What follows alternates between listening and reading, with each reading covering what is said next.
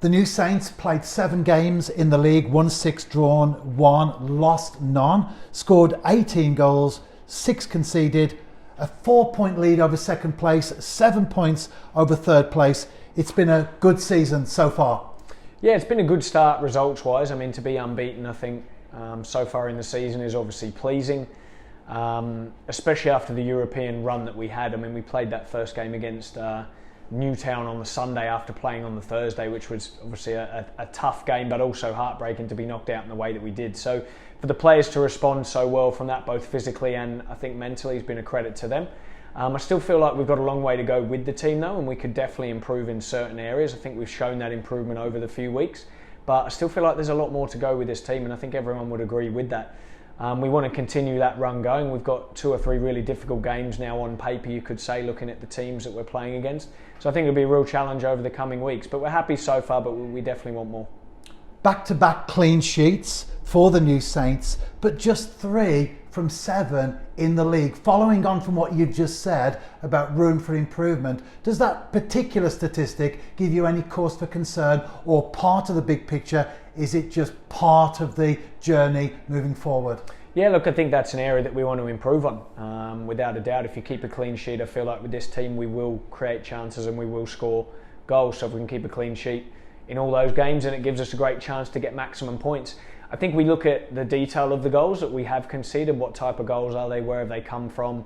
What the score's been at the time? What the momentum of the game's like as well. So we do dissect them. We've worked on a few things in and around the type of goals that we have been conceding, but not making too much of a big deal about them as well. I think that is important. So I think that that's a key bit. Getting the balance right, I would say, was important, but it's definitely an area we want to improve on. The more clean sheets we get, the better for sure. And it's Connah's Quay Nomads on Saturday at the D-side stadium. That particular fixture over the last 6 games has seen the New Saints win just once, draw 2 and 3 defeats. At the moment, Connah's Quay Nomads, no win in 5, 10-point gap between the teams. This is as good a time as any to turn the tide. Well, I mean, look, I'd probably look at it the opposite way, if I'm honest, because I think that there's a huge rivalry between the 2 clubs. With the title being so close last year and us just missing out and then winning the league the year before.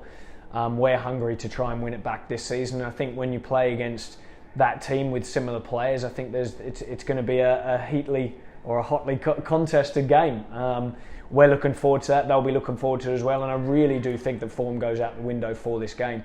Obviously, they've had a change of manager there, and it'll be interesting to see what they do. I'm sure we'll talk about that in a minute. But I think that it is a tough place to go there. It's really hard to get a result. The pitch is different, it's tight.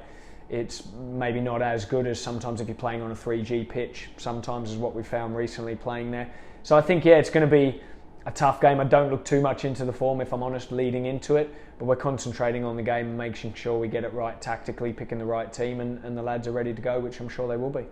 As you mentioned there has been a change of management at the D-side stadium. How do you anticipate that will work out in terms of the approach that Connah's Quay Nomads will have to the game? Yeah, it's a really good question, because obviously everybody knows Craig well here, and he had amazing success and I think won 6 titles and set the record for the most amount of games won, and the team played with a certain style, and in the years after that they've tried to carry on with that style, and I think he was played a massive part in that. So I've got a lot of respect for Craig. Also played against him when he was at Hartlepool, and we had 2 good games when we played against each other, and thought he did really well there in a tough situation there. So I think that it's really interesting. I think he's clearly got his own style and philosophy of how he would want to play. However, that may be different to the players that he's got at the moment and how they have been playing previously, which ultimately has been very effective. I've also rate Andy Morrison highly and what he's done there. I don't think you could improve the team as much as he has without being a good coach and a good manager, so credit to him, and I think the league will be worse off without him in the league. So good luck to him in the next challenge that he has, and I think that'll be really interesting to see how Craig puts his own stamp on it, how much he changes things straight away, if he keeps things going as they are with a certain style that they've got. So I think it'll be a really good question. We've only managed to watch 1 game of theirs, the Haverfordwest game away, which was away from home as well, which is sometimes difficult to how you would perform at home.